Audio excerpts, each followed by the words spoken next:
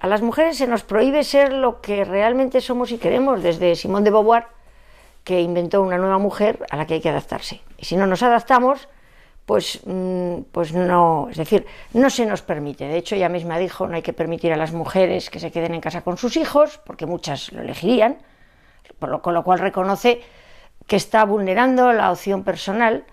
Se nos obliga a tener, digamos, rol masculino, nos apetezca o no, tenemos que ser agresivas, luchadoras, valientes, poco sensibles, etcétera, etcétera, queramos o no.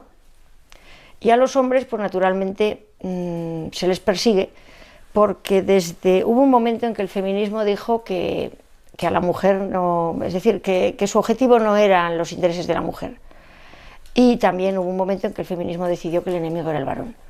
Y a partir de ahí, además de que se lee los libros de las feministas y son incluso delictivos, porque lo que tratan es de destruir al hombre, incluso físicamente, al hombre se le persigue con legislaciones que vulneran sus derechos fundamentales. Pero desde mi condición de mujer, las mujeres podemos ser eso, pero lo que no podemos ser es remedos de los hombres. A ver, nosotras tenemos nuestra forma de ser valientes y luchadoras, pero lo que se nos impide es ser mujeres y sobre todo que odiemos la maternidad, que al fin y al cabo es una de las cosas que a muchísimas mujeres nos parece una forma verdaderamente óptima de realizarnos. Las mujeres, claro que somos luchadoras, y más todavía si tenemos que luchar por nuestros hijos, pero lo que quieren es una mujer masculina, no una mujer femenina. Porque realmente, digamos que el arquetipo es el varón. Entonces las mujeres tenemos que ser como hombres. Y todo esto proviene, es que si vamos al origen, el origen proviene en realidad de la lucha de clases aplicada a los sexos, de Engels. Los años 50, la escuela de Frankfurt, Marcuse y tal, plantearon, pues eso, es decir, un hombre nuevo, una mujer nueva, una lucha entre los sexos en la que naturalmente en la dialéctica el elemento dominado, que era la mujer, que era la oprimida, tenía que suprimir y sustituir al opresor, en este caso el varón. Entonces naturalmente tenía que hacerse con sus roles, tenía que negarse a sí misma para ser el elemento opresor. Suena raro, porque suena raro, pero realmente era eso. Pues, a ver, yo me encontré con que, bueno, yo tengo formación humanística, yo soy filóloga, me gustaba la antropología y de repente me encontré con una serie de dislates extraños que decían cosas muy raras en educación física. Yo tuve que dar educación física por cuestión de la LOCSE. Y acabé dando educación física, pero con una formación que no era educación física. Me encontré con que empezaron los campeonatos escolares en Madrid, teníamos que fomentar el deporte y todos los profesores de educación física pues se tiraban de los pelos porque no conseguían equipos femeninos en igual número ni en los mismos deportes que los masculinos. Y en vez de darse cuenta de que simplemente somos diferentes y tenemos gustos e intereses diferentes, lo achacaban a los roles de género y a los estereotipos sociales y a los padres que prohibían a las niñas hacer deportes masculinos. Como yo era consciente de que había un condicionante biológico claro, me extrañaba muchísimo todo eso y empecé a estudiarlo. Y entonces empecé a entrar en contacto con la ideología de género. Hay un momento en el que aparece la famosa asignatura de Educación para la Ciudadanía de Zapatero. Entonces yo me encuentro con que eso es ideología de género por decreto. Y como yo ya estaba en contra, porque me parecía un constructo doctrinal absolutamente sin fundamento científico, y además le veía una serie de cosas que no me quedaban claras en cuanto a intenciones, y me negué y me hice objetora. Y entonces terminé con muchísimos problemas, porque afirmo que aunque esto parece un país libre, hay profesores que hicieron de comisarios políticos con mis hijos, lo pasé muy mal y terminé en una asociación que me ayudó, Profesionales por la Ética. Allí empecé a recibir muchísima información sobre ideología de género y me dediqué exclusivamente durante 10 años a recopilar todo lo que venía. Eso hizo, claro, que digamos, que resolviera uno de los problemas de intoxicación que hay, que es la sobreinformación. Uno recibe al día tantísima información que acaba borrando en el disco duro todo lo que no le interesa. Entre otras cosas, estas cosas de género que no se ven claras. Claro, yo solo guardaba eso y empecé a ver las líneas del género. Entonces vi unas líneas tan absolutamente preocupantes, tan claras, tan manipuladoras y tan lesivas para, digamos, desde luego para mis valores, pero es que además incluso para la felicidad de muchísimas personas, que me dio por escribir el libro. Esa es la razón. Y naturalmente, hombre, hay libros de ideología de género. Yo decía, bueno, este libro pasará como muchos, lo leerán las personas que están enteradas y no pasará nada. Pero si por una casualidad, es decir, molesta, me puede traer muchas complicaciones. Y ha sucedido lo segundo. No esperaba que este libro fuera a demostrar cosas que andaban latentes en la sociedad y que las está poniendo en evidencia. Y son, por ejemplo, que no se puede hablar de determinados temas, concretamente de la ideología de género. O sea, uno puede hablar de las cosas más peregrinas, absurdas, incluso dar conferencias después de haber defendido las ideas matando, como es el caso de los señores de la ETA. Incluso señores que falsifican absolutamente y con toda evidencia la historia de Cataluña. Incluso van a dar charlas a las universidades mamarrachos sin más fundamento y sin más preparación que escriben canciones insultando a las víctimas del terrorismo. Y de repente te encuentras con que un libro que habla de antropología, de neurofisiología, de biología, resulta que de las leyes que están saliendo, de las consecuencias, resulta que te encuentras con que es horrorosamente perseguido.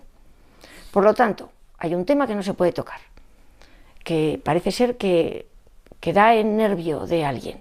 Segunda cosa, que se supone que había libertad de expresión, y sin embargo no la hay. Yo no la tengo. A mí los centros públicos, quitando un par de centros aquí en la Comunidad de Madrid que se me han permitido, el resto o me ha negado a última hora la presentación, o se han inventado historias o lo han permitido y me han organizado directamente scratches de una serie de individuos que son la banda de la porra que no me dejaban hablar. Otra cosa que se ha demostrado, además de que la libertad de expresión es muy relativa, que por cierto, para publicar el libro lo tuve que publicar yo, porque dos editoriales, considerándolo muy bueno, les dio miedo porque dijeron, es que van a salir leyes que nos pueden llevar al final a tener pleitos o problemas, aunque en realidad el libro no dice nada. El problema es que las leyes prohíben cosas que deberían ser legales. Otra de las cosas que se ha demostrado es cómo está la universidad pública en España. La universidad pública, que tenía que ser un lugar de debate, de libertad, es un lugar, probablemente uno de los lugares más ideologizados y más censurados que hay, porque trabajan unas bandas de la porra a las que se les permite amplia libertad y que impiden o permiten los debates en función de sus intereses. La universidad en este momento, la universidad pública, es simplemente un coto cerrado. Y se ha demostrado porque tengo dos scratches en dos universidades públicas en las que el tema además era una mesa redonda en la que participaba gente de distintas ideologías, o por ejemplo, como fue el caso de debates sobre ideología de género, imposición o no sé qué era, manipulación o libertad o manipulación. Se demostró que de libertad nada. Se impidió el debate y participaban gente de 4 partidos políticos. 3 de ellos al final negaron su asistencia y yo participé como Vox y me encontré allí sola con una persona que a nivel particular de Ciudadanos apareció por vergüenza torera y porque es una persona cabal y decente, y no se pudo hacer. Y luego aquí en Madrid, un debate sobre libertad de expresión, en el que veníamos 3 personas a las que se nos vulnera ese derecho fundamental, se impidió, con lo cual se demostró que efectivamente no había libertad de expresión. Vamos a ver, primero, porque hay muchísimo dinero por medio. Muchísimo. Estas leyes ideológicas, que son ideológicas y que son son máquinas de picar carne humana, porque no son otra cosa, en las que se generan colectivos hiperprivilegiados y colectivos a los que se les vulneran derechos fundamentales, así porque sí, por su sexo, por su opción sexual, como es el caso de los hombres o de los heterosexuales. Estas leyes dan muchísimo dinero a determinados colectivos. Se maneja muchísimo dinero público para implantar estas políticas. Y luego, además, lo que se ha demostrado también es que hay unos lobbies. Ahí me dicen, no hay lobbies, digo, ya, entonces ¿quién me impide a mí hablar? Sí, la gente, así, se reúnen y dicen, que Alicia no hable. Hay unos lobbies poderosísimos. Y esos lobbies poderosísimos provienen de sitios de más arriba, que propiamente nuestro gobierno. Es decir, hay unas ayudas internacionales a todos estos lobbies que se van viendo las líneas de acción y se va viendo todo, y son unas políticas digamos, de reingeniería social que provienen de muchísimo más arriba. ¿Qué pasa? Pues que es un monstruo de muchísimas cabezas, y aquí está Alicia haciendo el indio, intentando avisar, y bueno, me van a machacar, salvo que la sociedad se dé cuenta de todo esto. Vamos a ver, me he sentido incomprendida, pero sola no, porque hay gente, es verdad que hay gente que me ha mostrado su apoyo, hay mucha gente que sabe de esto, pero lo que hay es mucha gente que ha comprado el mensaje buenista y falso de todo esto, porque es todo mentira. Y lo que me he encontrado es muy incomprendida por personas que yo hubiera entendido que no estuvieran de acuerdo conmigo. Lo que no entiendo es que me echen en cara que yo piense diferente, que yo informe de lo que yo creo haber descubierto, y es decir, y que se me trate como se me ha tratado por personas cercanas a mí. Eso ha sido lo peor. Eso ha sido lo peor. A ver,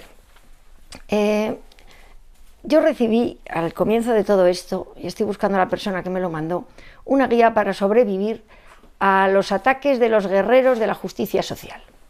Venía en inglés y daba una serie de informaciones sobre cómo podía ser ese ataque y cómo había que reaccionar. Esa guía me ha venido extraordinariamente bien, y además demuestra una cosa, que esto pasa habitualmente. Y efectivamente, lo que yo he tenido en mi centro ha sido ese ataque. Somos personas que siempre nos hemos presentado como personas de una ideología de derechas, tanto mi marido como yo. Mi marido es el director de un centro público que ha funcionado siempre extraordinariamente, precisamente porque es un centro inclusivo en el que todo el mundo cabe. Jamás se ha discriminado a nadie por su opción sexual, tampoco por su ideología, cosa que en muchos centros de la pública sucede. Las personas que no pensamos como la presuntamente mayoría, o por lo menos los que más gritan, solemos estar excluidos. Y aquí vamos a otra cosa también, a otro de los grandes melones que hay que abrir en esta sociedad. Las personas de derechas estamos totalmente silenciadas y excluidas de la enseñanza pública, de esa enseñanza pública que dicen para todos y de todos. El caso es que el centro funciona extraordinariamente bien por una buena gestión, un equipo directivo estupendo, un equipo de profesores muy bueno, unos alumnos en general bastante majetes y unos padres preocupados por sus alumnos. Es todo lo que un centro público necesita para funcionar bien. Si un centro no se ideologiza, un centro es inclusivo, un centro lo que busca es la preparación de los muchachos, funciona bien. Lo que pasa es que ya debíamos estar en el punto de mira de algunas personas. Y el hecho de que mi marido apareciera al lado del autobús, porque me acompañó nada más, en el famoso debate sobre libertad de expresión de la Complutense, hizo que se le señalara con un círculo y se dijera: está aquí el director del Peridis, y por lo que se llama contagio del estigma, estar al lado de un autobús que se supone que es machista y homófobo, aunque yo sigo sin entender, y transfóbico, no entiendo bien por qué, pero bueno, el caso es que inmediatamente fue acusado de los pecados de machismo, homofobia, transfobia. Incluso en un panfleto que se sacó del sindicato de estudiantes nos acusaban a mi marido y a mí de racistas, porque ya por el mismo precio ya da igual todo. Entonces también éramos racistas. El caso es que hubo un linchamiento en redes en la que leímos de todo, entre otras cosas que nos teníamos que ir a la privada porque gente de nuestra ideología no cabía en la pública. Se nos acusó de cosas que eran mentira, como por ejemplo de haber discriminado o de lanzar ideas homófobas dentro del centro, una serie de estupideces absolutamente falsas. También se dijo que mi marido se había identificado como tal director, cuando el pobre estaba por ahí atrás, simplemente de acompañante, y jamás se identificó de nada ni nada. Era su vida privada, era un día por la tarde, él no estaba en el centro, y sin embargo, eso, se hizo un linchamiento que se aprovechó para asustar a los padres, linchamiento que se aprovechó para que Podemos se metiera por medio y Podemos Leganés organizara en un claustro ordinario una cacerolada a las puertas del centro para pedir la dimisión de mi marido y sobre todo la mía.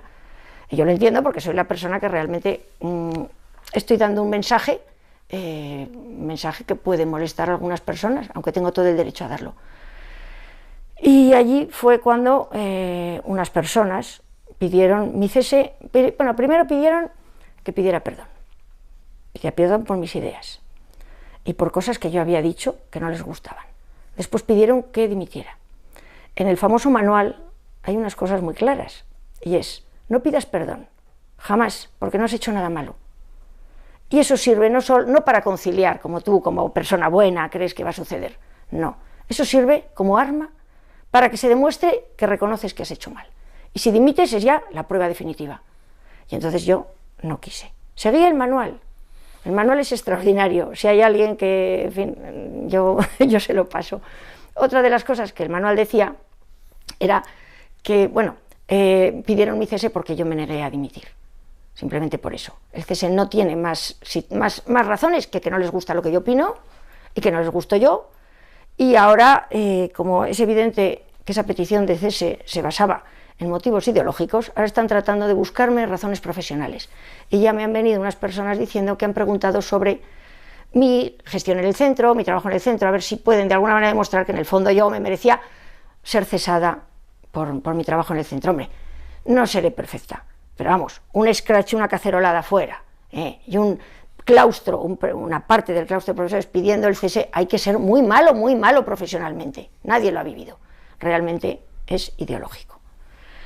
Otra de las cosas que ponía, y por la que ahora he decidido hablar, es que por favor no se llegue jamás a un pacto de silencio con las personas que te están haciendo el ataque ideológico. Eso lo pone en este manual, y yo, porque había personas que decían: es que si hablas vas a hacer daño al centro, es que he mantenido silencio. He mantenido silencio y he tratado de derivar todo el problema a los 3 concejales, 2 concejales y un asesor de Podemos, que manipularon a los niños y organizaron el escrache fuera. Yo he intentado moverlo ahí fuera, pero lo cierto es que hay personas dentro que también lo están moviendo. Y creo que el daño al centro lo están produciendo las personas que están generando todo esto, que continúan hablando sobre esto, que están echando basura sobre otras personas, y esas son las que están haciendo daño a un centro que hasta ahora ha funcionado bien. Porque no puede ser que un centro funcione extraordinariamente bien y a raíz de una cacerolada empiece a funcionar mal. La causa será la cacerolada, la causa serán las difamaciones, no el trabajo docente de muchísimas personas de dentro del centro y de un equipo directivo que funcionaba muy bien. Y bueno, verdaderamente hay más cosas que pone el manual y he decidido seguirlas al pie de la letra. No lo sé, he adelgazado varios kilos, tengo crisis de ansiedad, lo estoy pasando francamente mal, pero es que hay veces que uno se encuentra con que alguien tiene que decirlo, ¿no? O sea, no podemos seguir así. No podemos seguir pensando que esto es una democracia en la que no se puede hablar de ciertos temas. No podemos seguir dejando derivar dinero público en políticas que dañan a miles de personas. No podemos, sobre todo, dejar que adoctrinen a nuestros hijos como pretenden y como están empezando a adoctrinarlos. La ley Cifuentes es una auténtica vergüenza. La ley Cifuentes vulnera 5 derechos fundamentales. Y uno de ellos es el derecho de los padres a educar a los hijos. Este día 17, los centros educativos, ahora todavía no está desarrollada la ley, tenemos la obligación de celebrar el Día contra la LGTB-fobia. Y también tenemos la obligación, lo que pasa es que queda fuera del centro, el Día del Orgullo Gay. Creo que en una democracia jamás se ha obligado a celebrar ningún tipo de causa privada, jamás se ha obligado a este tipo de cosas. Y se supone que este es un colectivo no privilegiado. Y sin embargo nos están ahora induciendo a que la celebremos y pronto vendrá la obligación. O sea, no se ha celebrado obligatoriamente días ni de la paz, ni días de enfermedades raras, ni días contra el hambre en el mundo, y ahora de repente obligatoriamente tenemos que celebrar el día de una opción sexual tan respetable como pueda ser cualquier otra, pero que en los centros educativos de menores no pinta nada. Y me da lo mismo tener una opinión discordante. Es una opinión respetable en una democracia.